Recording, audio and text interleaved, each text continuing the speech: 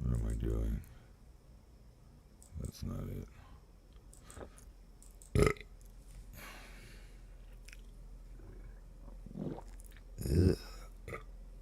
Shit. That's delicious.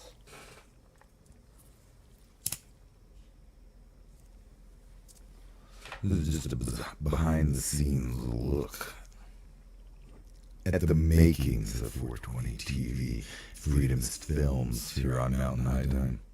The 420 TV News with the program Mountain High Time. Oh my god, that's funny. Oh yeah. Now it's good.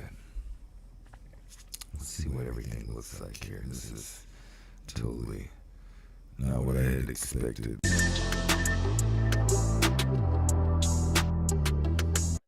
She was living in a single room with three other individuals. One of them was a male, and the other two, well, the other two were females. God only knows what they were up to in there. And furthermore, Susan, I wouldn't be the least bit surprised to learn that all four of them habitually smoke marijuana cigarettes. Marijuana cigarettes. Marijuana cigarettes.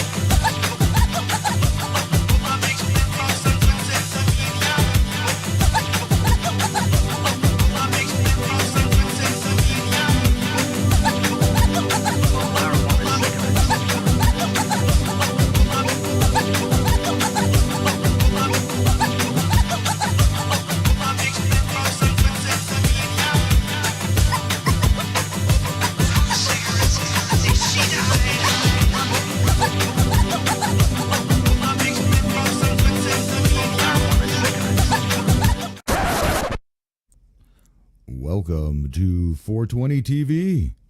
Well, at least that's what it was formerly known as. Now we're Mountain High Time in and around here on Mountain High Time. I'm your host, Ransom Godwin. Thanks for joining us while we go through the news. Not all of the important news headlines you might find important or the mainstream media wants you to pay attention to, but the ones that this stoner was looking at. Tripping on. So let's do that now. Let's go tripping through the news on Mountain High Time. And thanks for coming. Look, Marine vet, remember that guy that choked the dude out in the subway that was acting a fool? The other Marine guy that testified against him backtracks on what he was saying because he was bullshitting.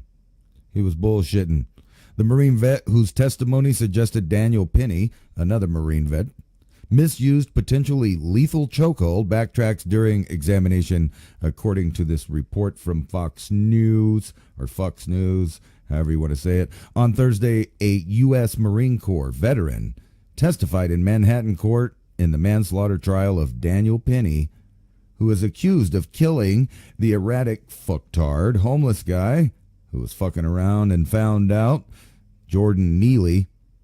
I don't know what his trip was. He was tripping out. But anyway, the guy Daniel Penny gave him a chokehold in the New York City subway on May of 2023. Joseph Kaballer, a former Marine sergeant who served alongside Penny, initially suggested that Penny could have misused a blood choke, a defense method he said is intended to incapacitate an aggressor by applying pressure to the carotid artery. Do I need to go into the NPR voice? I think I do. If used for too long, the maneuver can be lethal. Okay, Of course it can. You can choke the fucking somebody out with an air choke or a blood choke. So the only difference being that when you do an air choke, you're kind of just mushing down on the Adam's apple until they can't breathe properly. And they usually give up very fast after applying this method. I know this from experience. Now, a blood choke, on the other hand, is whenever you get that elbow right under their chin and then you push back on your own forearm, squeezing as hard as you can until you mush both carotid arteries on either side of the neck, and people go night-night. And sometimes, if you keep holding it, they go night-night for good. I don't know what they're going to say. Let me read their Fox article. If the maneuver is used too long, the maneuver can be lethal, said the Marines are instructed not to use it for more than 5 seconds in training. However, after more examination, he backed off the suggestion and said it could have been some kind of air choke instead of a blood choke, per Fox News. A blood choke is distinctly different from an air choke, which is capable of maintaining pressure on an aggressor's Adam's apple for several minutes, per the outlet. Per the outlet? You mean it's like his mouth? During initial testimony, prosecutors presented a photograph of Penny conducting a chokehold, and Kaballer, or maybe it's Kabayer, I don't know. Anyway, he testified that it appeared that it to be an attempt at a 4-figure blood choke, but suggested that Penny's arm could be exerting pressure on Neely's trachea instead for an air choke. So in other words, he couldn't tell when he looked at the video what the fuck was going on, so the motherfucker shouldn't have just misspoke and bear false testimony against this guy who was just putting down somebody that was going around assaulting, yelling, threatening, and touching and being an overall nuisance to the public at large there. He just put him night-night. And I noticed that they don't even really mention that when the police came, they gave him drugs, which might have contributed to the overall situation and led to a potential fatal outcome, because just like the George Floyd case that they did with the cop, they didn't really use all of the other contributing factors to George Floyd's health, which was that he was about to die at any second anyway from severely clogged arteries, and the fact that he was on all kinds of different drugs at the time. So dude was in real bad shape. And if you really go watch the video and you're not being biased, you can tell that cop is not really doing much to him. He's barely leaning against him. He's not even putting his weight on him. And people went insane. I've seen where cops will choke you out and mush on your head and your face in the concrete with their knee, actually applying their entire body weight. And that's not what I saw in the George Floyd thing. But hey, when you're creating the news, you got to have, a lot of drama. And speaking of drama, pow, chicka, wow, wow. Soldiers caught having sex in an Apache gunship. Now, can you imagine that? To get your thrills, you want to go and get inside the cockpit of a killing machine and get your jollies off. Couple thought to have been under the influence of alcohol discovered by a ground crew. Well, duh. I mean, otherwise, why else would you be that stupid? 2 soldiers were caught having sex in the cockpit of an Apache gunship. The pair were believed to be under the influence of alcohol, were discovered in the act by their colleagues, the Sun reported. They were allegedly engaged in intercourse in the back of the 2-seater AH-64 gunship. A ground crew is understood to have approached the aircraft to fit rain covers after a nighttime service, but reportedly heard unusual noises and saw that the rotors were swaying up and down. An air safety report, which was seen by the newspaper after it became available owing to a technical glitch, said it became apparent that the rear cockpit was occupied by 2 people engaged in sexual intercourse. Both were naked from the waist down, the male in uniform, the female civilian in civilian attire. They were ordered to exit the cockpit to get dressed. Well, everybody knows that that's where you do the lottie-dottie, up in the cockpit. That's been known for years. Why do you think they call it a cockpit in the first place? I'm just kidding. Who knows? Why do they call it a cockpit? I don't know. Anyway, I thought we would go down and look at the Trump picks so far. So all kinds of people are butthurt from either side of the supposed political spectrums. But anyway, let's check it out. Attorney General Matt Gaetz. I'm going to say yay. I like Matt Gaetz. He talks a lot of shit. He also, doesn't let him get away with, that sidey misspeak or word salad crap that they like to do to try to give the runaround when they get caught doing dirty shit. Which I like. I like this guy. He's funny. Tulsi Gabbard. I'm going to say yay. I like it. Anti-war. I like it. Marco Rubio. Now this guy, I've been keeping track of him for a long time. He is a complete neocon snake. This was, in my opinion, one of the worst choices ever for Secretary of State. This is like their version of Hillary Clinton. It's disgusting. I don't even understand what these people were thinking, but this just shows you that no matter how much they drain the swamp, it seems to be that there's always some kind of deal to let these swamp creatures stick around.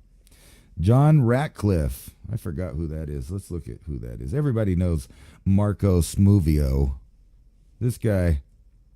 Matter of fact, he used to talk a lot of shit about Trump there. That's funny. Now, who's John Ratcliffe? This guy, I don't know much about him. I saw him on the debate. He sounds okay, the stuff he says, but he weirdly just looks untrustworthy to me, man. I don't know. That's just my personal feelings by just, every time I see him, he creeps me out. He's the governor of North Dakota, who was once little known outside of his state. Burgum is former Republican presidential primary contender who endorsed Trump and spent months traveling to drum up support for him after dropping out of the race. I don't know much about this guy, I'll be honest, but just every time I see him, he gives me the creeps. That's just my initial. I have to, educate myself on that guy because I really don't know. Robert F. Kennedy for Health and Human Services. This seems to be a big deal, and I like it. I'm going to say yay on this too. I just don't think that all of this bullshit that they're talking about, how they're just going to clean house and get rid of the swamp and all of this crap, I really think that's a bunch of mucho caca de toro. That's what I think it is. That's Bravo Sierra. And I think it's going to be just like the first time around. They may mean well, but once they find out that there's tentacles on every avenue of power, they're going to find out that it's a big-time uphill affair if they're genuinely trying to do the things that they're insinuating that they're going to do, which is clean house, get rid of corrupt and useless bureaucrats that are just sucking the life essence out of the American people. If that's actually what they're going to be doing, then I'm all for it. Now, Kristi Noem, I'm pretty sure that she is basically one of the newer neocons, and I would put her in the neocon area. Doug Collins. This guy I like so far. But it seems that no matter how much you like a guy and you listen to him and they might make sense and they seem loyal and, they're part of your movement and you're pumped about it or whatever, they turn out to be snakes. So, I don't have high hopes for really any of these. And that includes Trump down because politicians always seem to, be a politician. And I don't know if you guys remember this old video that I made. It was a music video before I actually got on, started doing news programs or shows with anybody. I would just make these little music videos that were trying to make a point. And I made one shortly right after Trump got in office that was joking about how he was going to drain the swamp. Well, they drained the swamp, but they forgot to take out the swamp creatures. They forgot to get the alligator. This middle part was totally swampy. All of it. So, Let's go down to where I started. They've been wrong about the wars. They've been wrong about jobs. They've been wrong about everything. And the question is, are they stupid? The question is, are they stupid or do they have a plan? I actually think for the most part, they have a plan, but some are not too smart. And you're right about the swamp. Say it again. Right? You better believe it. Boy, that is...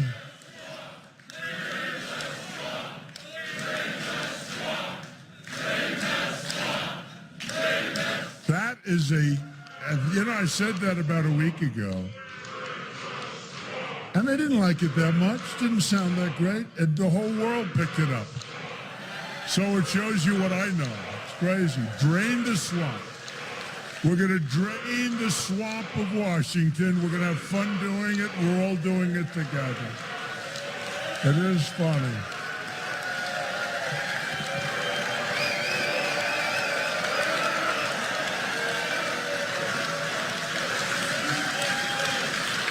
Funny how things like that happen. Thank you very much. Mr. Speaker, Mr. Vice President, members of Congress, the earth shifted beneath our feet. The rebellion started as a quiet protest, spoken by families of all colors and creeds, families who just wanted a fair shot for their children and a fair hearing for their concerns.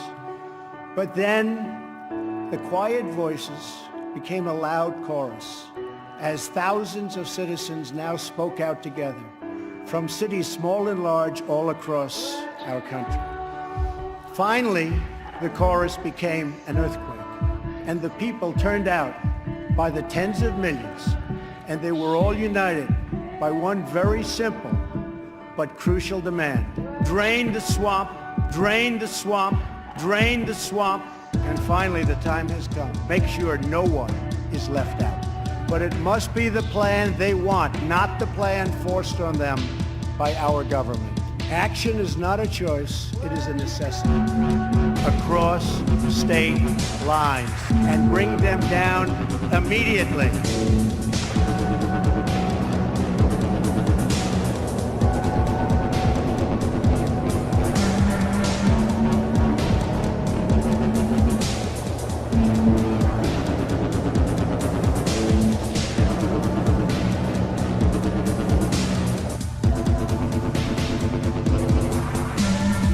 Is the swamp draining Trump? So the question is the swamp draining him? Has the swamp gotten to Trump?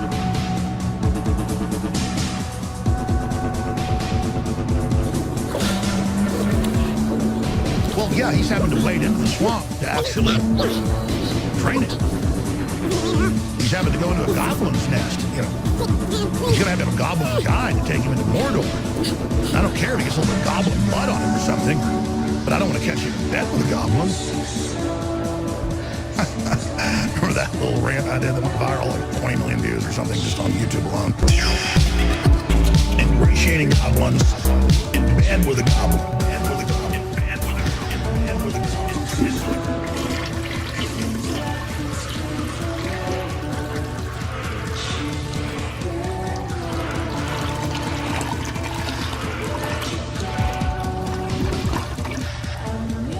Well, they drained the swamp, but they never got, guess what, the alligator.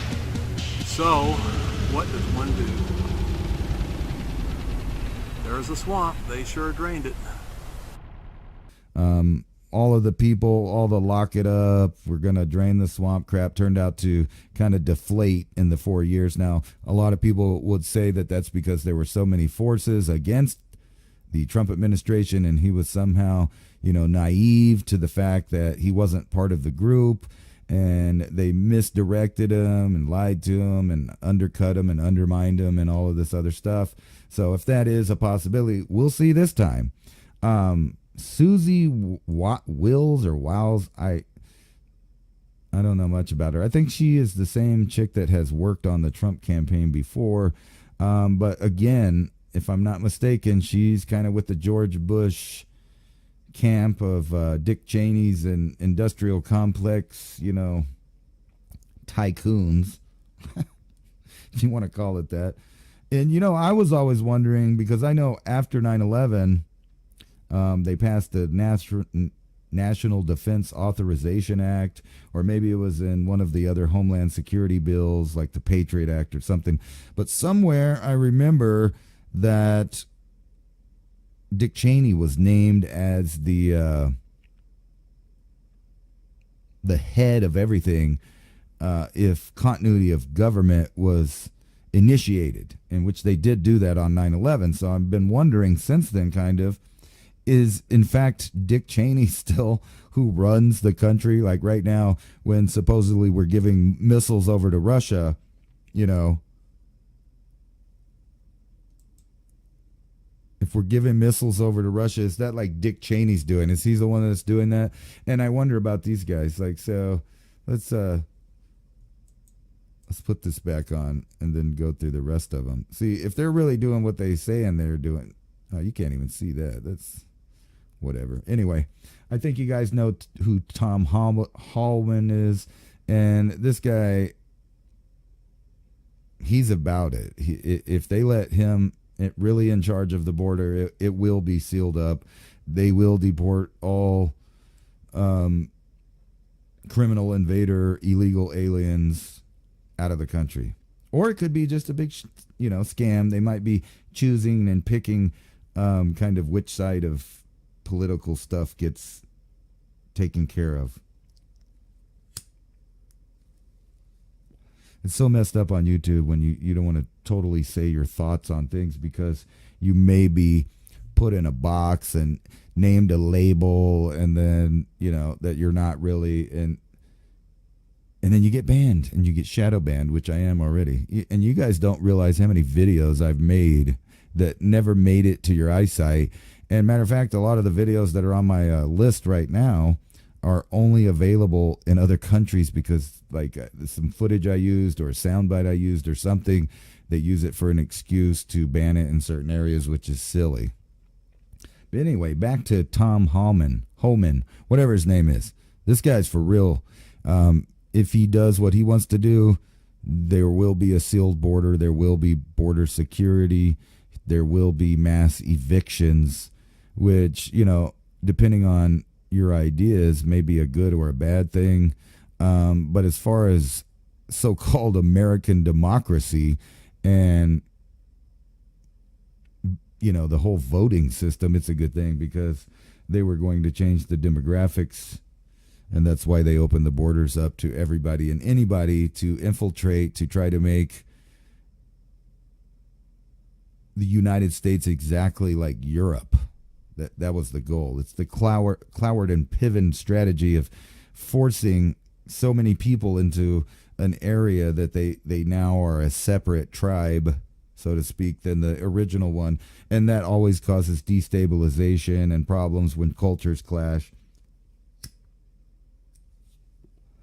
But despite the plans to do that, I think over here in the Americas, it wasn't working out like it was for them over in Europe because, unfortunately for them, most of the people in the Americas are Christian-centric countries and those values. So despite having different languages, would come here and eventually assimilate, and that has backfired on them.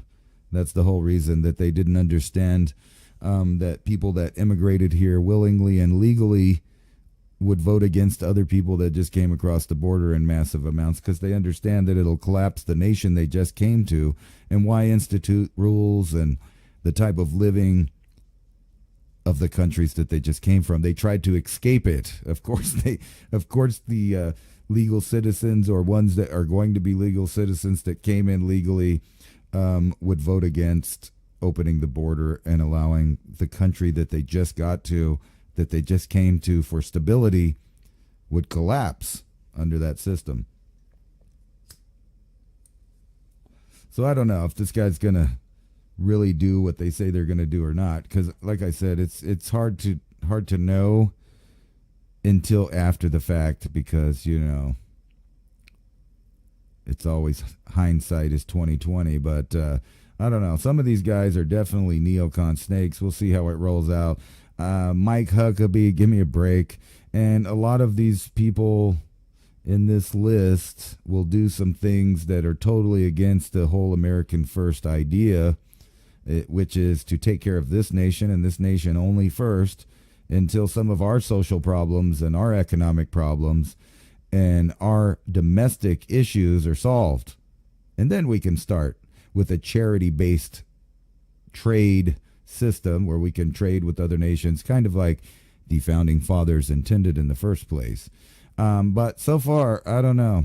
It looks like the people, this group of people is like a 50-50 anti-war, pro-war type of demographic here. So it wouldn't be surprised if the deep state and other countries will force Trump, who supposedly is claiming to want to be a peace president, into a war. And it's kind of obvious that Iran would be that war, and that would be how we get sucked into that. Now, whether or not the other half of the joke of the right-left government shitbird is that if the other groups of Marxists got in, they would progress this World War III scenario on us a lot faster, and they still might. They still have several days to start some kind of problem that the U.S. it'll look like we're forced into a position. So that could still happen in Ukraine. And speaking of that, let's watch this video. In the updated version of the document, aggression against Russia by any non-nuclear state, but with the support of a nuclear state, is proposed to be considered as their joint attack on Russia. Russia will also consider the possibility of using nuclear weapons when receiving reliable information about a massive launch of means of aerospace attack and their crossing of our state border. This includes strategic and tactical aircraft, as well as cruise missiles and drones, hypersonic and other delivery vehicles. Russia reserves the right to use nuclear weapons in case of aggression, including if the enemy, using conventional weapons, poses a critical threat. It is important to note at this point that these are at this time proposals to amend Russia's nuclear weapons use doctrine. We heard from Vladimir Putin multiple scenarios in which the rules and regulations governing how Russia can use its nuclear weapons will change. The first scenario is if a non-nuclear power attacks Russia with conventional arms but poses a grave or critical threat to Russia's sovereignty, the Russian leadership will be able to use nuclear weapons to neutralize that threat. The second scenario and how things will change is if that non-nuclear power that is attacking Russia is aided, supplied, abetted by a nuclear power, then that nuclear power will be considered a party to this conflict. So a joint attack on Russia, which will mean Russia will be able to use nuclear weapons both on the non-nuclear power and the nuclear power that it will consider attacking it. Also, Russia will be able to use, preemptively perhaps use, nuclear weapons if there is verified information, proof that there is an ongoing attack on Russia using aerospace assets, or, for example, a mass launch of drones. Again, I must mention that these are, at this time, are proposals on how Russia's first use of nuclear weapons, its nuclear doctrine, will change. Nevertheless, this is a stark warning to the West, the latest in a slew of such. Previously, Vladimir Putin had come out and said that if advanced Western missiles with great ranges are supplied to Ukraine and used against Russia for strikes deep into Russian territory, then those countries, the United States perhaps, or Great Britain or France, which supplied Ukraine with extended range missiles, that they will be complicit in an attack on Russia. Russia has brushed off their arguments that they merely hand these weapons over. Russia says it has evidence, and there is no way that Ukraine can plan, launch, and use these weapons without without NATO troops being involved, without NATO technical staff being involved, without NATO intelligence and NATO satellites being involved. But this comes at a dangerous time, at a time when many Western leaders are saying, ignore Putin and Russia's warnings, supply Ukraine with these missiles, and undoubtedly, even though they won't change anything, undoubtedly, Ukraine, they believe, will be able to resist Russia further. An argument that both military experts and the Russian government have said is in itself senseless. Why they want to send those weapons over there? Why they want to poke the freaking bear? But I think they might be doing that in the little bit of time that it takes to change over presidencies. And then your boy Trump will just, he'll have to deal with what he has to deal with. And it'll look like it just unfolded that way in history.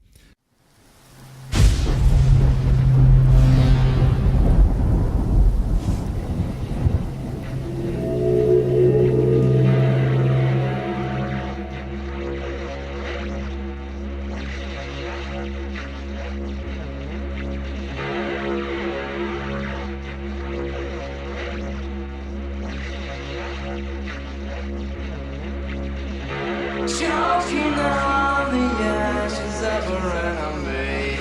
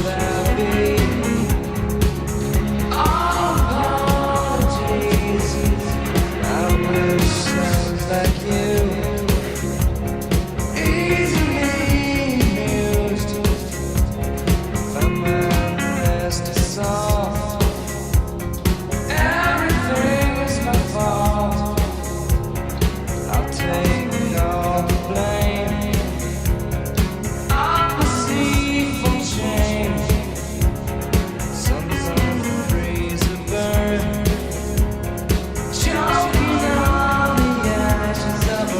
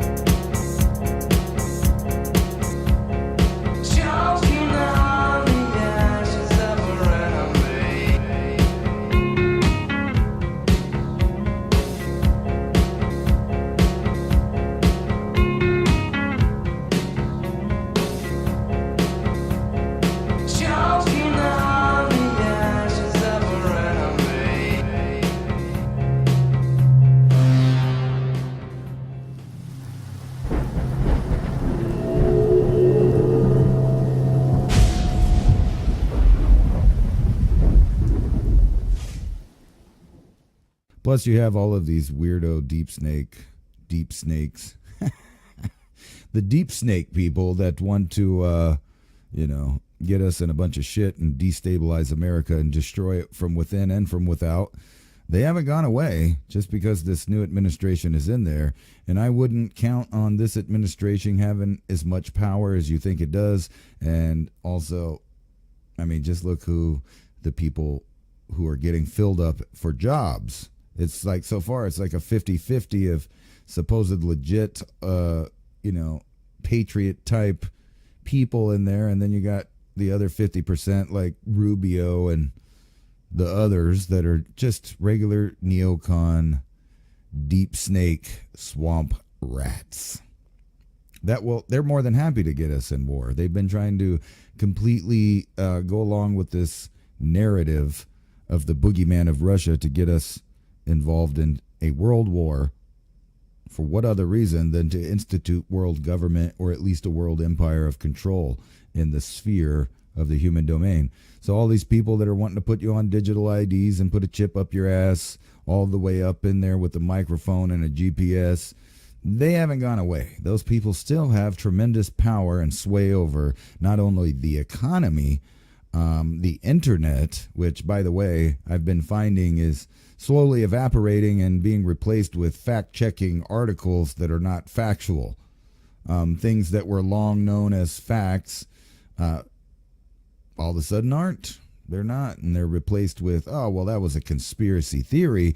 But it seems like the only theories out there really are the ones that the conspiracy theories are talking about, the conspiracy theorists are talking about, are just theories.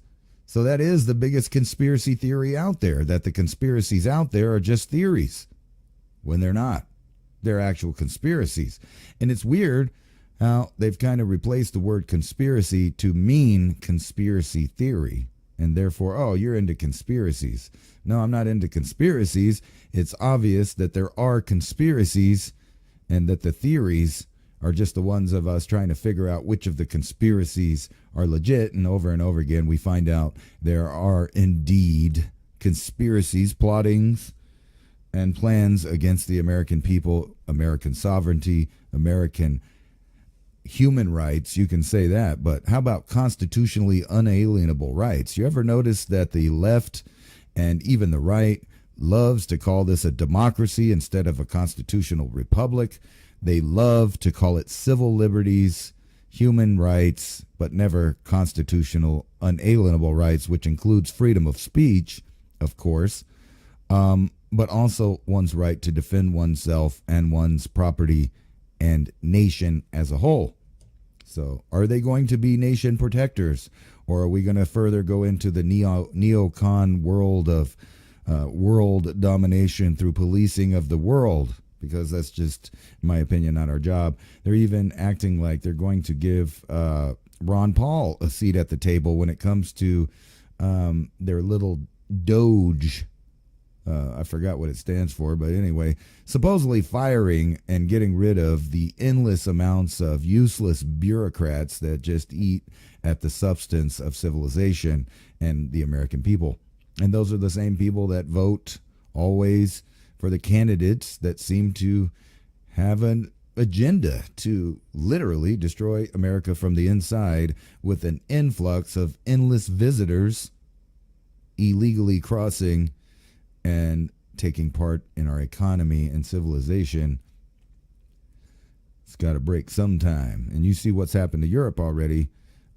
Their civilization is unrecognizable in each country because they are now outnumbered in their own country. And here in 20 years, if you add the number of people coming in and compare that to the number of the national residents that live there pre-mass immigration, you'd realize that the locals aren't having enough kids. So in 20 years, they will be outnumbered in their own country, not only politically, but just by the numbers in the population. And you will see a mass exodus or a fleeing from those European countries. Destination unknown. Who knows where they'll go?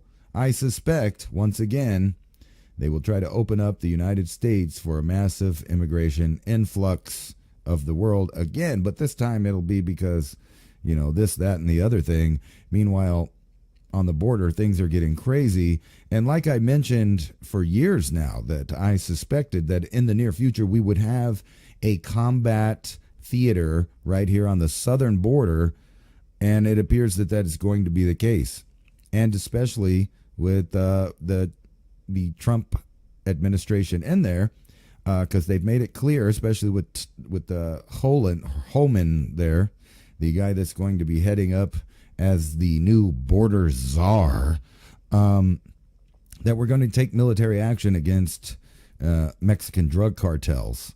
And what that's going to look like is something like the Middle East. And the reason I say that is because whenever they attack those groups, those cartels, those paramilitary units, they're going to do it with things like Predator drones and other unmanned aerial vehicles, smart bombs, assassinations. They're going to be using things like miniguns off of small choppers. They're going to be using C-130s, where they're going to blow things up and kill people from the sky. And as we can tell from previous encounters with other countries where we've deployed these technologies, there is a lot of civilian collateral damage. And when there's civilian collateral damage, you necessarily get blowback, something that Ron Paul has been preaching for years, that when you involve yourself in foreign entanglements or play the policeman of the world and carry out military actions in foreign countries, then inevitably you're going to have blowback from collateral damage, And then think about what that would be like here in America if that happened, and realize that it's not that far-fetched for that combat zone to expand all the way into the Americas, especially with the updated DoD use of lethality, using unmanned drones or what do you call it? It would be any of the unmanned devices that they have at their disposal, including little tanks, robotic humans, etc., death from the sky, which we've seen, and we're about to get into that. So let's get back into the news now after my little rant about the hopes and fears of changing administrations. Do I like the new administration? Yes, when opposed to the communist Marxist takeover that almost was completely finished, that just happened. And somehow we reverted, which makes me very suspicious on whether or not a deal was just made and we're going to kick the can down when it comes to this elitist control of our society versus actual citizens controlling that. And as you know, the election integrity idea is basically off limits. It's at that point that, questioning an election will get you put in categories you don't want to be in and on lists that you might not otherwise find yourself on. So be careful about that. However, it seems logical that no matter who won the election, you would wonder how and why and want to know the exact totals. And it also makes sense that if you were a nation that had sovereign laws and protected its citizens, that you would require ID for voting, considering we have to have ID for everything else, including renting a car. You can't buy cigarettes. You can't do all of these other things without IDs. You can't have a bank account. You can't do anything without an ID, but you can vote in certain states, and I should mention that those states also are blue. Those states remain blue. All of the states that didn't turn red this time are the exact states that do not require voter ID when voting. So let that sink in, or take that how you want it. Sometimes freedom is scary, as someone else says on YouTube there. But facts are also scary to some people, and we live in an era where now there are two sets of facts for every piece of historical idea, for every anthropological idea. There's two facts. One's based on feelings, one's based on data. Some are based on data and feelings. So really, we're starting to get into where there's so many fact checkers and new facts and rewrites on history that the next generations, if using only the internet, are not going to know anything, and the things that they know are not going to be so. Anyway, like I said, let's get back to the news here. Boop. Oh, I'm sorry. Site unavailable till further notice. Were you guys paying attention to the InfoWars drama? This was the way that their site looked right here. And evidently a judge woke up and saw this and was like, what the fuck? I didn't order this. What's going on? At least that's the story. So Trump nominates RFK. We kind of already talked about that for, human, what is it? Health and Human Services or whatever. So this guy's going to be in there. We'll see if anything actually changes and there's any change in the direction of the way that food is purchased, distributed, manufactured, and saturated with things that the human doesn't need, if you know what I mean. Anyway. Boop. So this would be funny. I thought that this would be funny. I saw everybody joking about this on the internet. If Trump was serious to really shake things up, maybe we should let Alex Jones be the press secretary, talking to all the other press that has both slandered him and, when they finally found something that they could attack him on, they all piled on it. But the man is undestroyable, it seems like, over on InfoWars, which probably won't be InfoWars much longer, but for the time being, I guess it is. It went out over the internet that the Onion had purchased InfoWars, and that turned out to be not exactly the real story. Just like everything, there was different facts for the same thing. But anyway, here was the website that I was paying attention to, which was supposed to be an auction, sealed bidding, meaning that the bidders couldn't know what the other bidders were doing. And it turns out there were no bidders. There was only one bidder, and they weren't really going to pay money for it. They were just wanting to take control of it legally. And it seems there actually was no auction whatsoever. But I thought it was funny and ironic that the same day that InfoWars went down, the Alex Jones network appeared instantaneously because they already knew this was going to happen and they have a backup. And this gets into a lot of weird areas legally because essentially what they're saying is they own this man's identity because he owes a silly amount in an obvious bogus, settlement, I guess you call it, or a judgment against him of $1.5 billion. Not that anybody other than, a very few number of people on the planet or nations could pay that amount of money. It's silly. It should have been frivolous lawsuit.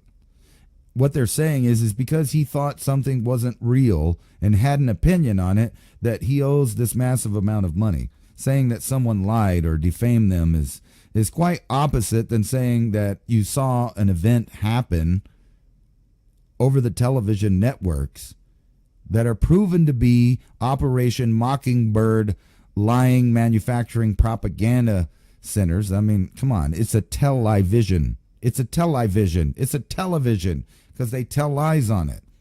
That's what happens. But there's two sets of facts, so they went with basically trying to destroy him, making him give over any personal wealth, and then on the business end, his entire network, they want to take it. They want to turn it into supposedly the Onion News Network branch where they can, put out more satire, which is, I'm okay with satire, but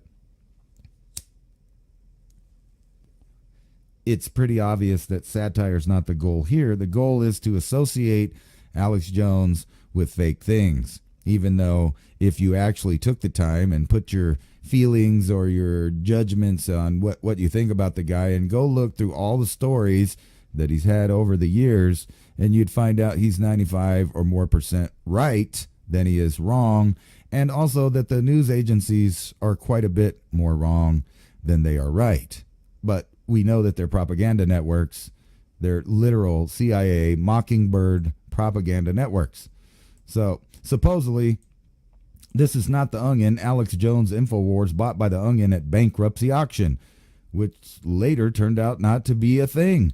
Not satire. The Onion acquires InfoWars. As part of the deal, the Onion will own InfoWars websites, products, inventory, and this is what I think a lot of it's really all about, is the customer list.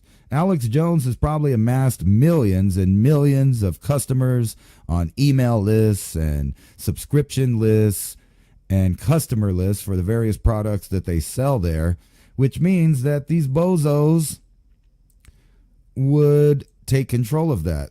Oops, wrong button. They would totally take control. And what do you think they would do with all those lists? Well, they share them with third parties like government and other, people that are not necessarily looking out for your best interests, but they get a hold of that. If this goes forward and they do acquire it, if some left-leaning or government-affiliated entity ends up with that subscription list, customer list, that's going to be no bueno.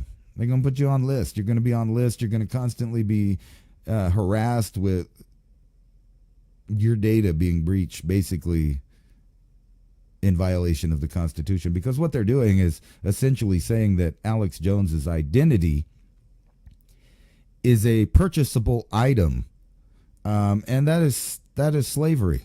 That's what you're getting into. You're getting into several constitutional amendment violations by trying to say that you could take his name, you could take his right to association, which is those subscription lists and those email lists and all those things that were private are not going to be private anymore. Not that anything is ever private, but this is just openly violation of all the people's rights that are on those lists, because they didn't agree to be on a list of one of these, whoever gets it, the Onion or the owner of the Onion or some other group buys it. Now, there was a bunch of other groups trying to buy it, but evidently they never got a chance to bid or even participate because there actually was no auction. And here's a Zero Hedge article about it right here. Not so fast. InfoWars auction thrown into chaos after judge investigates malarkey. Just when you thought least funny website on the planet, the Onion, had prevailed in the InfoWars auction, the judge in the case put the brakes on the sale after it was revealed that the anti-Jones bankruptcy trustee did not accept the highest bid and instead allowed the Sandy Hook families to, and it's not the families, it's their lawyers, to assist by pledging the massive judgment towards the auction, which Jones says is illegal, but it's obvious that they tried to pull some malarkey and violate all kinds of federal law and people's rights, etc., etc. But let's move on to some cooler stuff. The time-traveling jellyfish found to age backwards, an accidental discovery.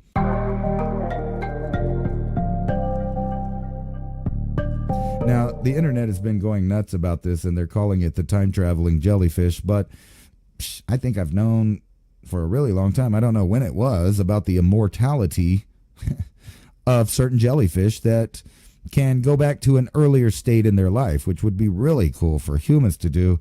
And I bet there's someone somewhere playing with that exact thing. Most living creatures are bound by the fact of birth, aging, and death. Few, however, have evolved to break the typical life cycle. The aptly named immortal jellyfish, Turritopsis dorni, I probably butchered that name, but anyway, they're one of those such animals. And in a surprise discovery now published by Proceedings of the National Academy of Science, scientists have added its cousin, the comb jellyfish, some other crazy name I'm not going to say, to the coveted Forever Young Club. Researchers in the University of Bergen in Norway realized that they had de-aging specimens in the lab when they found larval, I'm going to try that one, stenophore in the tank where a mature comb jellyfish was supposed to be. In other words, it reversed in age. The unintended finding begs the question of just how many more animals can age in reverse.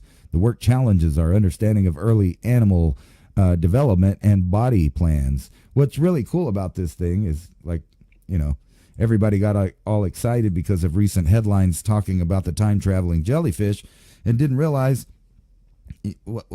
how old is this one? This was May 4th, 2015 right here, talking about the same thing, the immortal jellyfish. And I would bet you money that geneticists and weirdos somewhere are trying to crack the code of this so that they could implement it in humans. And this also tells me that, just because I'm thinking about it, that means lots of other people with a lot of power and technology and privacy were also thinking about it. So, matter of fact, there's even, I believe, a science fiction French movie about this exact topic. I forgot the name of it. But they take this gene and they put it in humans, which allows us to stop aging, and then it turns weird because nobody's being born anymore, which is basically happening in Europe right now with the fertility rates or infertility rates and birth rates. But think about this. If people got older, they would choose not to have children because they would want to concentrate their wealth and intellect on their self instead of their legacy, which is quite a weird concept. But when you think about the merging of technology and biology, you realize that this is the direction that we will be going. There will be an mRNA gene therapy or something to that effect, maybe even using other kinds of nanotechnology to change around our genetics to mimic the immortal jellyfish, or what's, the newer one that they're saying now, the time traveling jellyfish, because it travels back to a previous state in its biological cycle. Now that will be cool. Yeah, I guess. But think about this idea. Everybody will also be connected to the interwebs at an unprecedented level. Not like you looking at your phone watching, Mountain High Time right now, but I mean instant, complete communication. And that's what, even Elon Musk is working on. So no matter which side of the political spectrum or ideological spectrum you look at, they're all headed to the same result. And that is the singularity of which I've talked about many times, where biology and technology will completely mix. Now, on to some funny stuff. The West's greatest weapon in the war with China, online porn. North Korean troops in Ukraine have reportedly become addicted to pornography. For the West, this could prove a vital military breakthrough. That's right. If we could crash the Chinese authoritarian communist censorship, we could put a lot of poo nanny out there. I mean, we could just, bombard them. And we know it'll work because there's a reason that communist nations over there are not letting them look at Western stuff. It's because they know it destroys the mind of youth. It completely destroys them and gives them, basically a drug addiction through the internet. Now imagine when you don't have to go to the internet to look up these ideas. You just click, a little button in your virtual interface that's not even real in your brain, where you have instant gratification to the next level. So instant gratification in the form of audio, video, stimulation directly transmitted to your brain. Or does that sound too woo-woo for you? Because it's already becoming a reality. So if they do that to China, there are going to be a lot of guys over there love me long time in themselves, because they have endless porn to look at, and that they've been so oppressed as far as, being able to have artistic expression. There is a place for that kind of thing, as long as it doesn't become decadent and disgusting, and where they try to push children into that world of weirdness. And we've already seen how that rolled out in the Western world. So indeed, it would be a good weapon against China. Look what the crazy mindset's doing over here. Seattle woman overwhelmed by the election, killed with father's ice axe, police claim.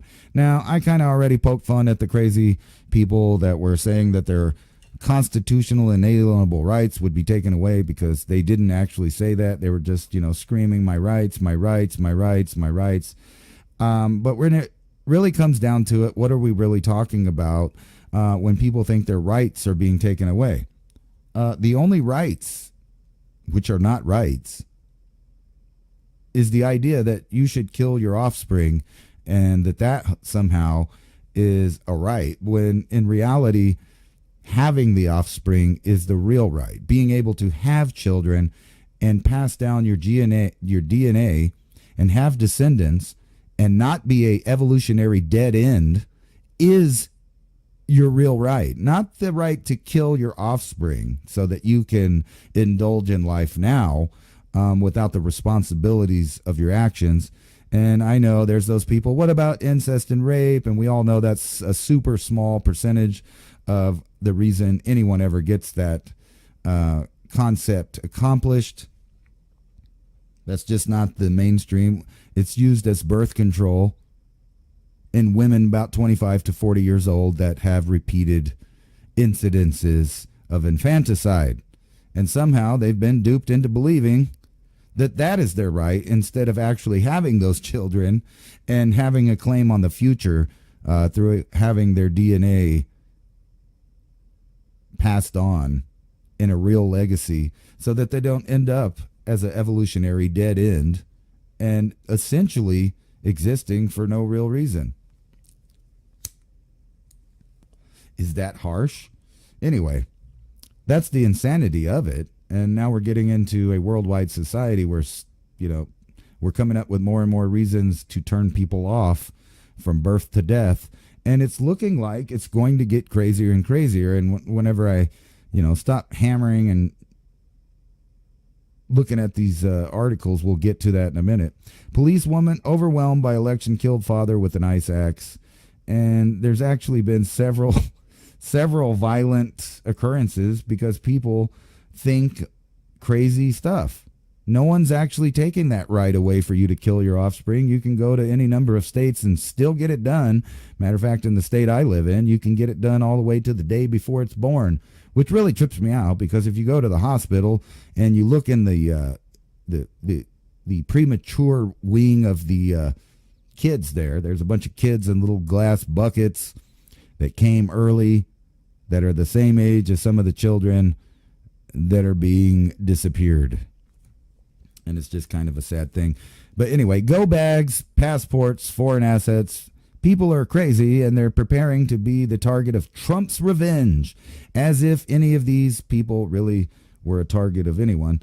And really all it is a bunch of people that are worried that some of the wrongdoings they did will come to light and they might actually have to face the music, thinking that, we were going in one direction and now we're going back in the other direction.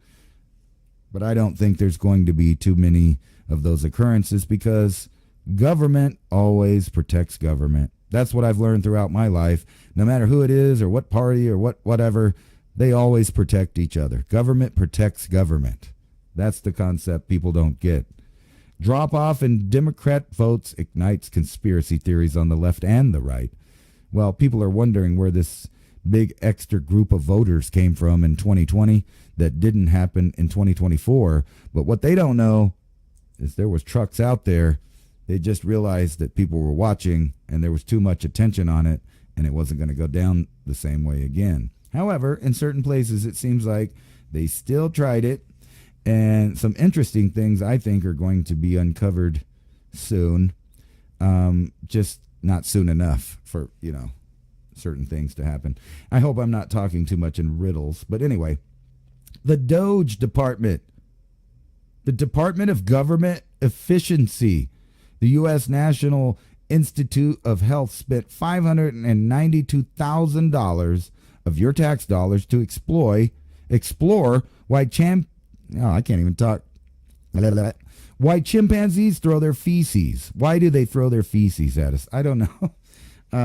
Not only that, they spent millions of dollars on transgender monkeys and all kinds of weird stuff. Now let's get back to deportation.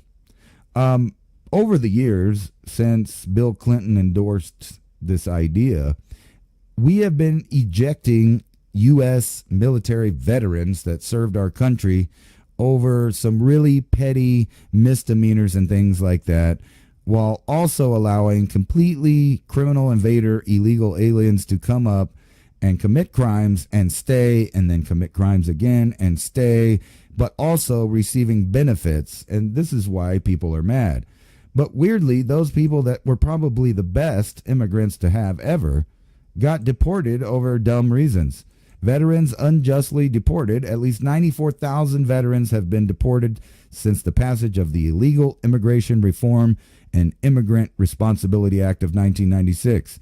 The U.S. has deported tens of thousands of military veterans since the passage of the Illegal Immigration Reform and the Immigration Responsibility Act of 1996. Some estimates point to at least 94,000. A majority of the service members deported were legal residents who committed at least 3 misdemeanors, making them deportable, which is funny to me because our government lets in hardcore felons and it's like, yeah, well, we're a sanctuary city, so, you know. Non-citizen veterans can be deported if they're convicted of certain felonies. Well, that's obvious. But a groundbreaking study by the Government Accounting Office's GAO found that the U.S. Immigration and Customs Enforcement did not consistently follow its policies involving veterans who were placed on removal proceedings.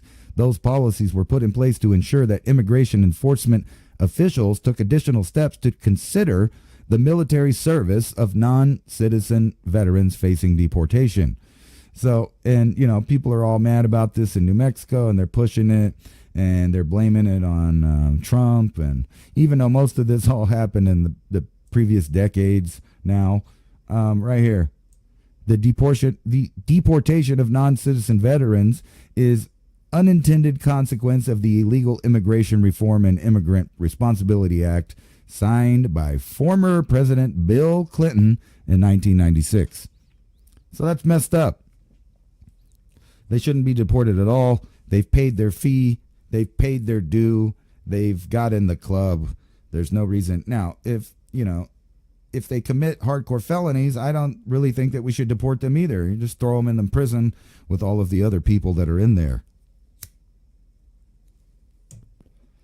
Isn't it weird how the U.S. government has always deported seemingly the wrong people and let the wrong people stay? And they just keep doing that. You're supposed to not notice. Now let's get into some controversy, especially for this channel right here on Mountain High Time. Report cannabis tied to alarming rise in cancer, birth defects, and accelerated aging. I look good. I don't know what they're talking about. Anyway, Crawley, Australia. A startling new paper highlights the disturbing connection between using cannabis and rising rates of various cancers and congenital abnormalities, as well as DNA damage. Now, I don't know about you, but this whole various cancers, congenital abnormalities, as well as DNA damage sounds like a certain other program or string of events that has happened over the decades, but a lot more recently. And I'll leave that to your imagination to figure out what I'm talking about. The research paints a sobering picture of hidden health consequences of widespread cannabis consumption as more and more countries legalize its recreational use.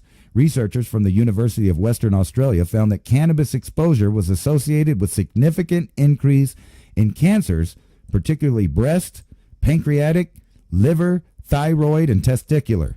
Testicular cancer rose almost 2.6 times among cannabis users. Now, always, because I have a deductive logic type mind, I'm wondering what else do these people also do or consume? Do they get their vaccines on a regular? Do they drink large amounts of alcohol? Because, well, not to be stereotypical, but most Australians also drink a lot of alcohol, which nowadays is made with high fructose corn syrup. Just saying. Not saying there's a connection, not at all. I'm just pointing out that probably this group of people that they tested has a lot of other, things going on in their environment that they might want to look at. But anyway, let's read the rest of their thing. The perspective published in the journal Addiction Biology also discovered that cancers in users tend to develop much earlier and more aggressively. Where else have I heard that before? Earlier and more aggressively. Beyond cancer, the scientists uncovering troubling links to birth defects, epidemiological data shows across Europe and the United States revealed elevated rates of severe developmental abnormalities abnormalities, including missing limbs, heart problems, and chromosome disorders. In other words, cannabis users appear to be passing on DNA mutations to their children in the womb. The link we've described between cannabis use and genotoxicity has far-reaching consequences. This new research shows how genetic damage from cannabis use can be passed down generationally. Notes to co-authors Dr. Stuart Reese in the media release. Reese believes this should reframe the discussion surrounding cannabis legalization. Isn't that weird? All of a sudden they came up with that. And, you know, I'm telling you, I've heard all of those terms before listed in another arena of research, if you get my drift. I hope you do. Otherwise, I really can't help you. I really can't help you, man.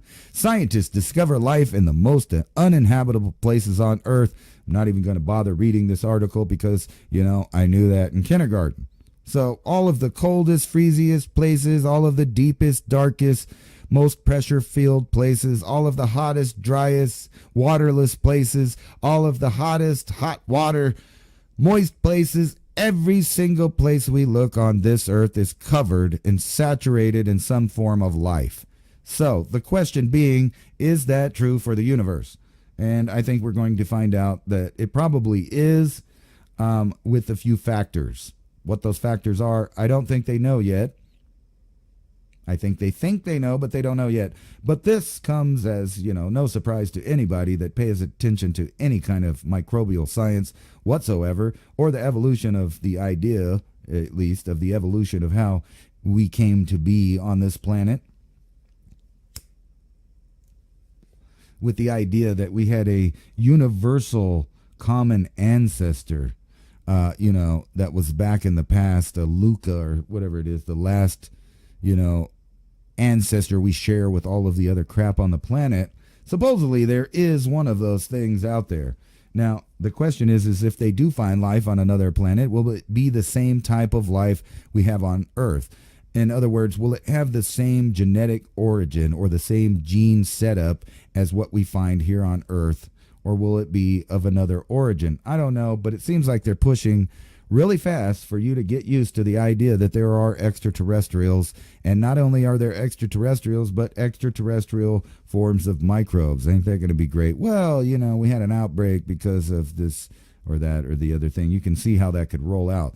But I'm telling you, I don't care if Mr. Frogman lands in an anti-gravitic device on my lawn. I'm still going to be questioning whether or not they made that in a lab somewhere, considering the amount of chimeric science that we've already done, and gene editing and gene manipulating and all of that stuff, as they call it, genotoxicity. Anyway, credit card debt hits record 1.17 trillion, New York Fed research shows. Well, obviously people were broke for 4 years in a bad economy, and they were putting it on the credit card thinking the future might have better prospects, and maybe they will. Virtual verse, artificial intelligence is better at writing poems than William Shakespeare. A bizarre new study found it out. People prefer poems written by artificial intelligence to works by famous writers like Shakespeare and Lord Byron. A study found. You know, like, who? This term has become kind of a troll, in my opinion. Study found. Study. Who did the study? Who and how did they do the study? That's the question, isn't it, really? Readers rated virtual verse as more emotional, creative, or beautiful until they found out it was turned out by a bot. But this goes to my point, that point in history, the singularity of when biology and technology merge, may have already happened. AI is becoming an increasingly real interactive force in human life. Natural gas prices break out, level ahead of cold bomb invasion. We kind of already knew that. Poor Europeans, they're going to be all froze up. Here's this other guy, this Hedgeseth, Secretary of Defense. I like him because he's a vet. He's 10-year combat veterans. I like him because he lost his legs. So I know that he has some inclination of what he's sending people in to do if he is the new Secretary of Defense. However, he does have some weird political beliefs, so there's that. Here I found on the web, because of the era of two different facts and two different histories and all of this. This is a thing from 1996, 1997, Leading Edge Research Group, all rights reserved, P.O. Box 7530, Yelm, Washington 98597. Anyway, it's a if I could say it, it's a list of the times that fluoride was used. And I found out today that the whole internet says that fluoride used by the Nazis is just a conspiracy theory, that it never happened, blah, blah, blah. However, there is documented evidence of fluoride being used, poisoning people, maiming them, and different things, all the way from back in 1855. Germany first paid damages to neighbors injured by fluoride emissions.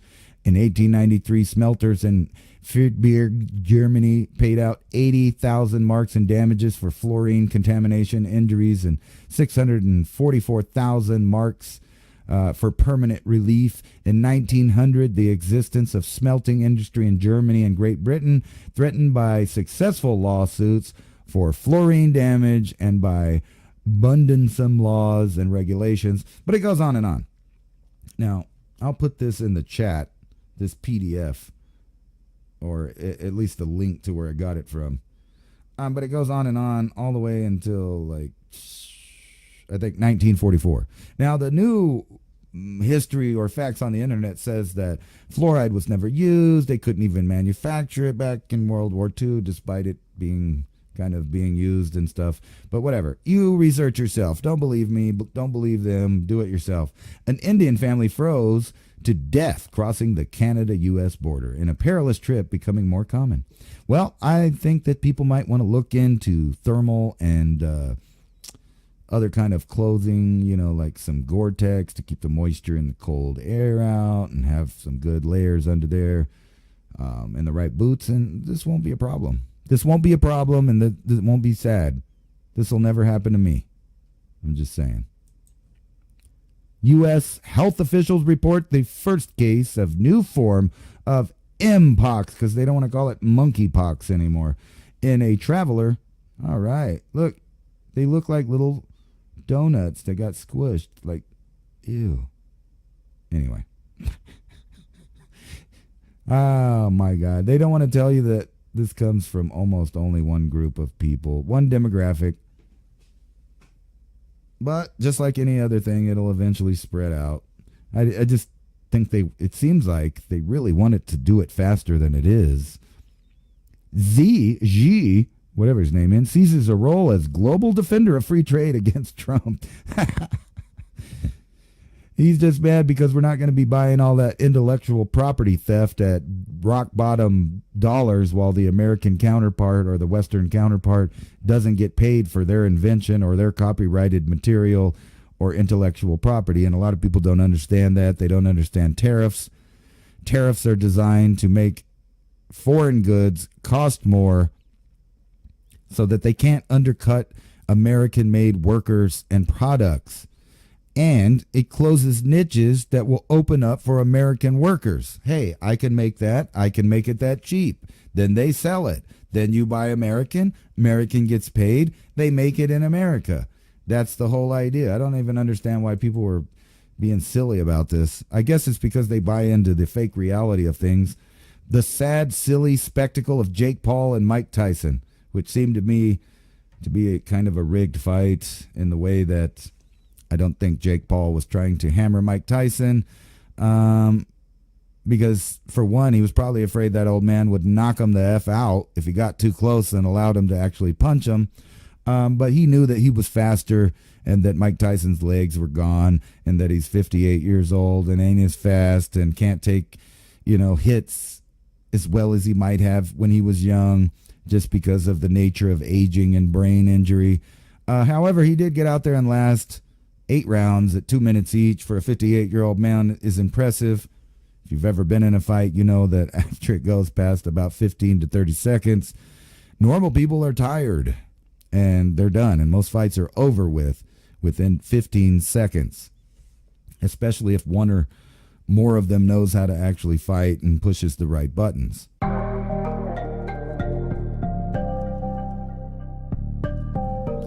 Turns out the zombie apocalypse isn't as fun as they said it would be. Oh no, dangerously disconnected world. Actually, I already know where this is going. This is the danger of, people not being connected. But actually, I joke around that there's phone zombies all the time. And that includes people in my own household. Sometimes you can't watch a movie or eat dinner or do anything because they're glued to their phone. Their phone is the answer. It's the almighty. And that's exactly why I wrote the idiot code. And if you haven't listened to that, I would suggest that you do that. It kind of is my theory about the way things are going and how it could turn out in a science fiction setting. But anyway, I think there's phone zombies already. I see people walking into crap. Some kind of thing happens and their brain won't let them put down the phone and use both hands. They get stuck using one hand. I've seen this everywhere. I've seen it in parking lots, inside stores. When people start to get in a fight or they get razzled by some kind of emergency, their first thing is to go to the phone. Go to the phone. I don't know. The phone's not going to help you. You might look up something on Google, but who knows if Google's giving you the right information anymore. These baby-chasing grandparents are turbocharging the demographic shifts. And it says from Austin, Texas to Charleston, South Carolina, golf and grandbabies beckon. I think it's cool. Besides, I can't say nothing. I'm 47 going on 48, and I have 2 toddlers. So, I almost feel like I'm pushing the grandparent age right now. And, yeah, you think that's probably because the millennial and Z age groups aren't taking care of their kids right and maybe leading them astray with certain ideas coming from a bunch of fake idols and a fake whole system that's designed to destabilize them and make them crazy people? Well, I think that's what's going on. And speaking of which, prosecutors accuse Sean Combs of trying to contact witnesses from jail. This is funny. And I'm pretty sure that this whole Combs thing is going to turn out to be mostly adults being assaulted. And this, in my opinion, was meant to go to the top of the headlines to overshadow the Epstein. Because we all know that they found an island and a guy that was trafficking children and had a helper that helped traffic children. And, he got arrested for exploiting and trafficking children, and a woman got arrested for helping traffic children, and they got arrested, but nobody that actually used the trafficked children got arrested. Still to this day, who on the Epstein list has been arrested? Nobody. And it seems like this Sean Diddy Combs is a partially made-for-TV event to cover up the other event. Almost like when Malvoy Floyd got murdered by the U.S. government over arguments of what land would be used for, and you saw BLM on the headlines everywhere. BLM, BLM, BLM. And those pesky, patriot people and those freedom-loving landowners and stuff. And then this guy Floyd got murdered by the U.S. government, and BLM and Floyd were at the top of the headlines. But then all of a sudden, there was this other BLM, and now they skyrocketed to the headlines. And then there was this other Floyd, and then he skyrocketed to the headlines. And now when you look up BLM or Floyd, guess which story you're going to find? Probably not both. You'll have to sift very hard and be very specific to find that, because somehow the terms in the search engines got completely replaced by the exact same terms at a later date. And if you know what I'm saying, I think you do. Diddy. Killer robots are about to fill the Ukrainian skies. Well, they already have been. And matter of fact, I was telling you and predicting you, if you've been following along the various banned and removed channels, that we were about to see killer robots on the field of battle. And then, lo and behold, they do it. Even back when they first put out that robot dog, my first thought was, well, they're going to put a gun on that. And it wasn't long till somebody did that, and then the company's like, oh, we would never do that to our drones. That we don't even agree with that. That's so ugly and offensive. And then in the meantime, selling those exact same designs and robots to the military industrial complex, where they put guns right on there. And now we know that is a reality, and that is going to be the future of warfare. It's going to be a mix of technological and kinetic warfare. There's no need to use nuclear bombs. However, that's always an option for crazy people who want to change the maps on the world and change the dynamic of this civilization. Oprah's full price tag for Kamala Harris campaign event is finally revealed, and it will shock you. I don't even care. They probably gave her millions and millions of dollars. And I had other news up on these websites, but they change your headlines. So in the time it took me to open that and start talking on the other ones, they already changed it. How the U.S. drug arrest made Mexico more violent. I don't even want to read it because I already know, like I told you, we're about to have a combat zone there, especially with the incoming administration. If they do what they say they're going to do and actually go after cartels and destroy them. Now, that's going to be an uncomfortable reality because, like I said, there is going to be collateral damage, a popularity contest between the so-called victims and the military force that is killing said cartel members and cartel organizations. There's going to be collateral damage, and then there's going to be blowback. That's just a fact and a reality of how these things work. So what's going to happen is we're going to go after the cartels. We're going to destroy stuff from the sky. Little Jimmy or little Juan is going to get killed on accident. He's going to become a martyr. Then there's going to be a popularity contest. And guess what? The U.S. military and the U.S. empire hasn't done very well when it comes to popularity contests overseas. So I don't think they're going to do good this time. Pharmacies yanking cold medicines from the shelves.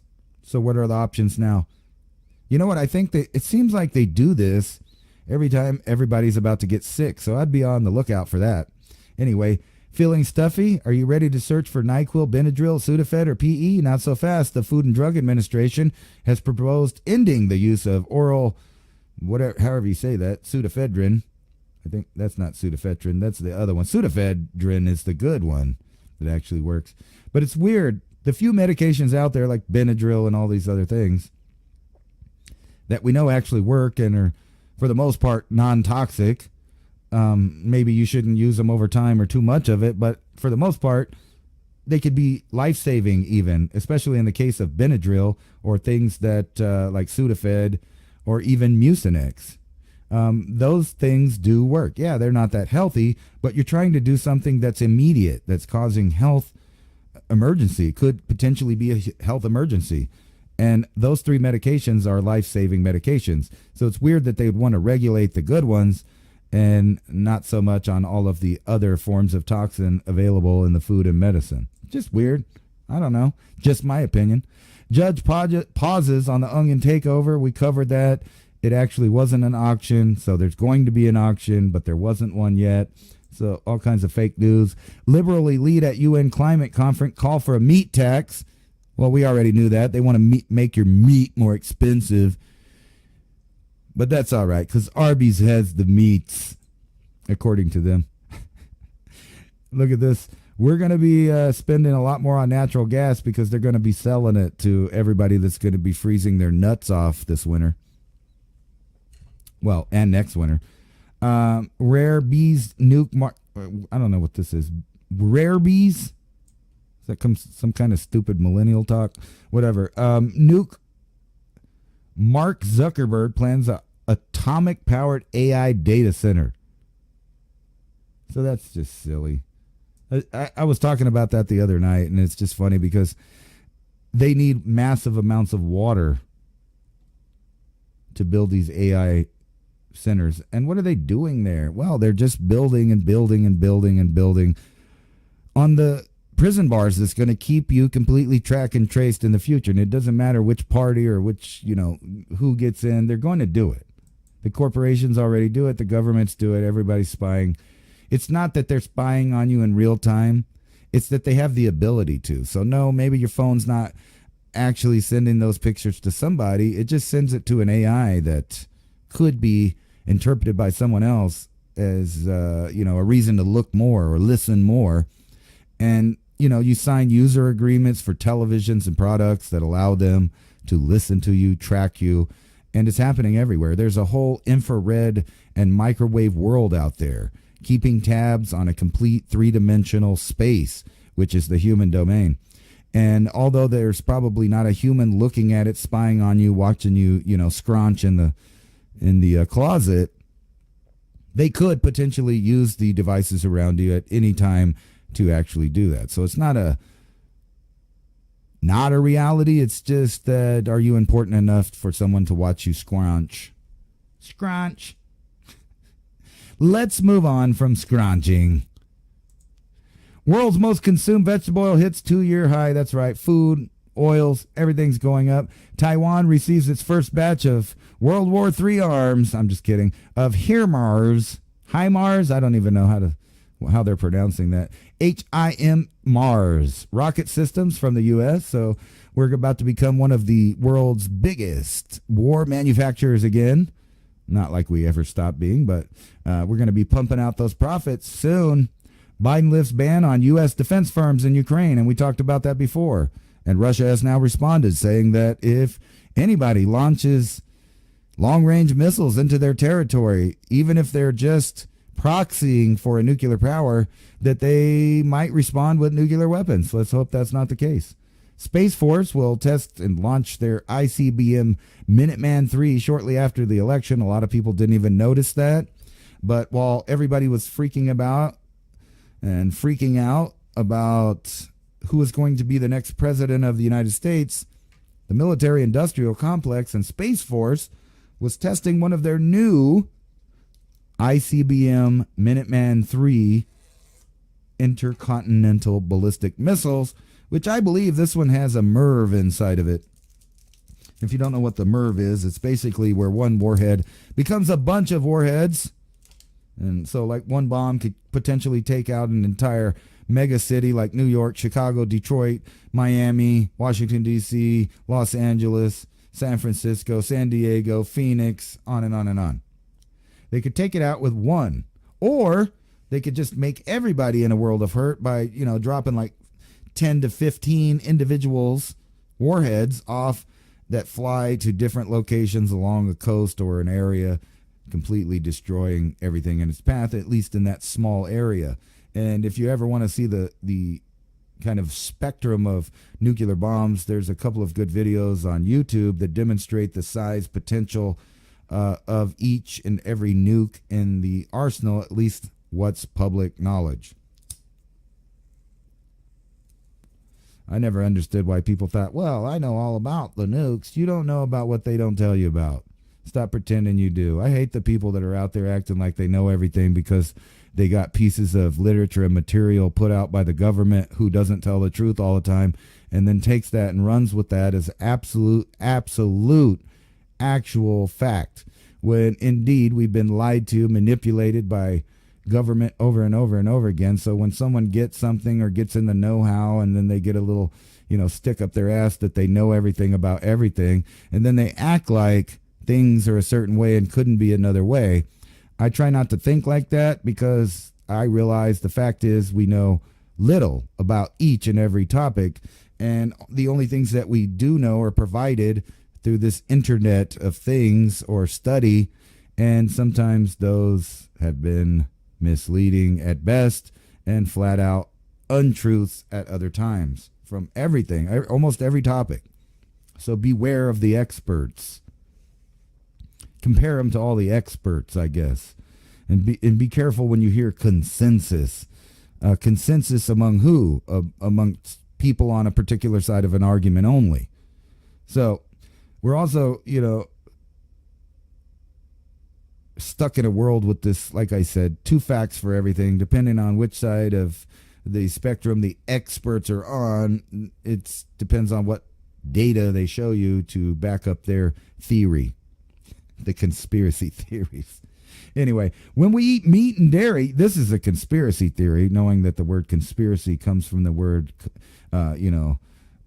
perspire or expire, inspire, or what, all of the spires that have to do with breathing, right? This one directly relates to that. What a conspiracy that when we eat meat and dairy, this is causing 20% of all the greenhouse emissions, so it's damaging a lot of things in the world. I find that completely silly, knowing that some of the least amounts of life are on Earth right now that there's ever been. So we're more of a going extinct phase than we are worrying about too many farts and agriculture going on. FBI says bigoted text messages also sent to LGBTQ and Hispanic people. And I guarantee you that this whole scandal turns out to be the Democratic Party continuing on what they've always done, which is race baiting, race manipulation, race politics, all the way back into the 1800s and the Civil War, when they were the party of the KKK. They were a party that was against the civil rights movement. They were the party that created things like the Jim Crow laws. They were the party that created ideas like segregation and on and on and on and on. And now they pretend to be the saviors of any and every minority because they're the Democratic Party. But I bet, most likely, you'll find out that all the racist and bigoted text messages sent to African Americans, Hispanics, and the LGBTQ movement was most likely from a Democrat source. I'm just saying, we'll see how that turns out. But just like all of the supposed racial attacks, like 99% of them turn out to be self-inflicted supposed attacks where they wrote a swastika on their own thing, or they wrote the N-word on, they were the ones that did it, making up scenes of racial crimes that didn't exist, trying to be relevant, trying to be important, trying to make a mark on the world in the most disgusting way possible, which is to make up bullshit. Mucho caca de toro, as I said before. T-Mobile hacked in massive Chinese breach of telecom's network. I don't think that's the first or the last time. None of your information is private. It never will be. And this is where it's all going. Wi-Fi can be used to influence brainwaves, has potential for hypnotic effects and social engineering. And I've covered on this channel many times how magnetic fields and electromagnetic waves and light and flicker rate and tones and all of these things can be used to manipulate you emotionally. And now they're getting to the point where there is nanotech invented in this world that can also interact with that.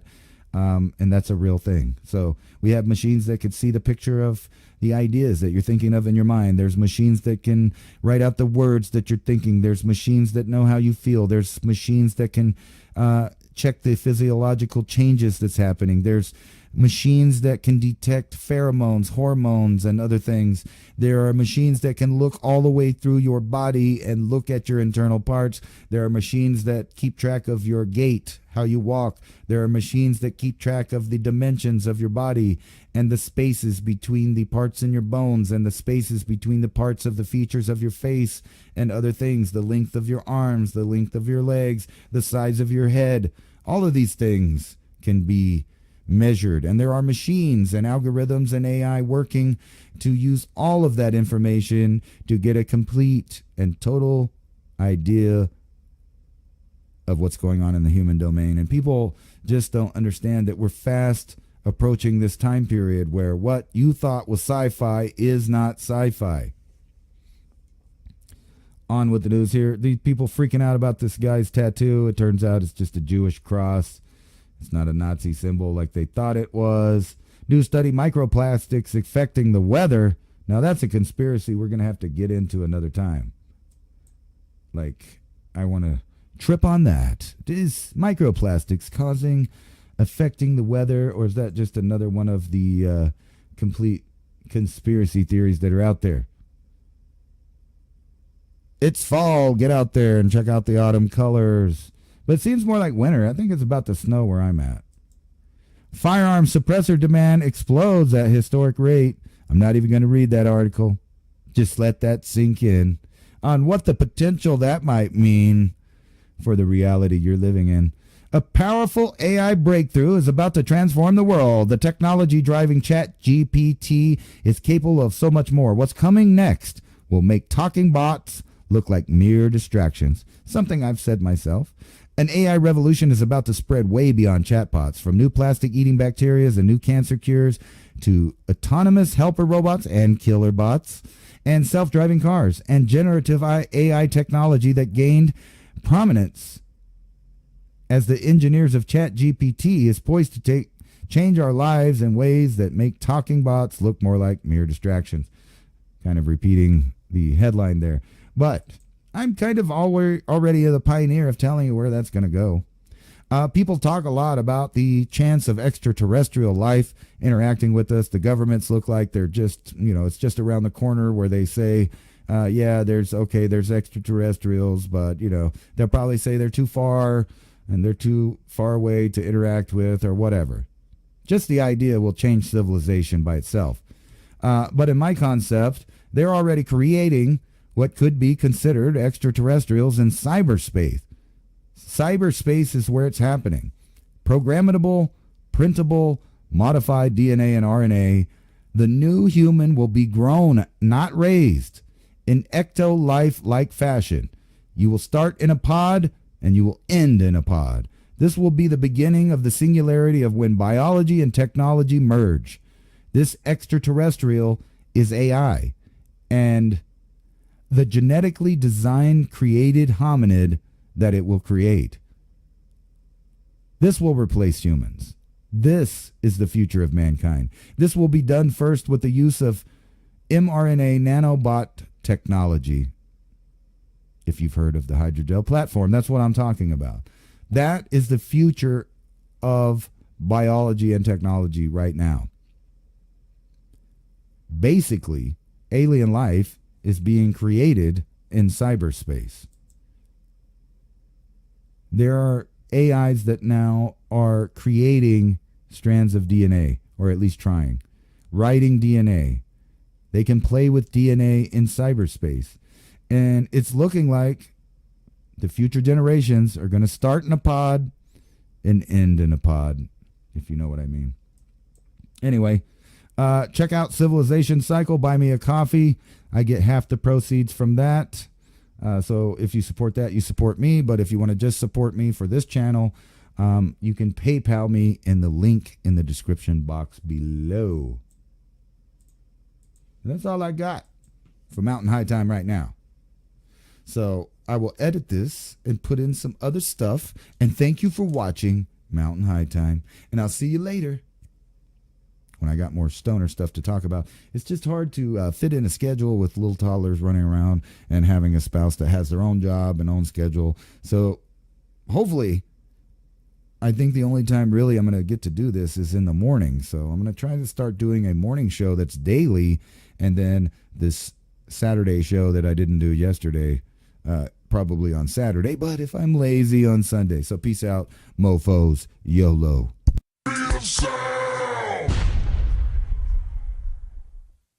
Guess I'll just close my eyes.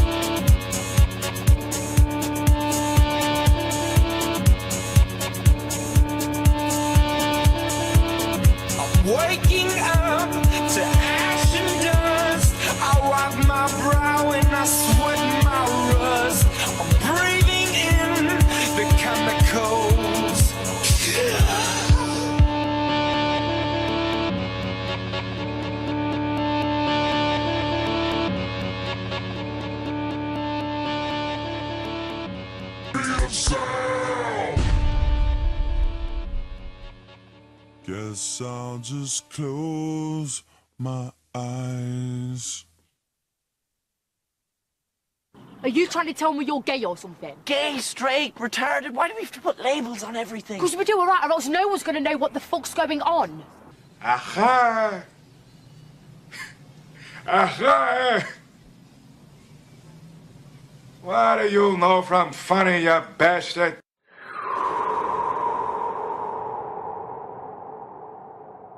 That's very dirty.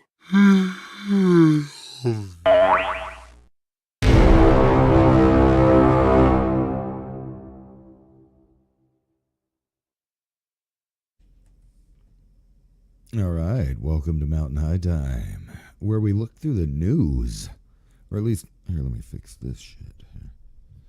Where we look, ooh, that's weird, you can see the little hole there, huh? Turn off and see how it sounds. How does that sound, Becky Roo? How does that sound, where you can just see my teeth through there? Oh, that's nifty, that's crazy looking right there. Maybe I should just turn this one and go like this and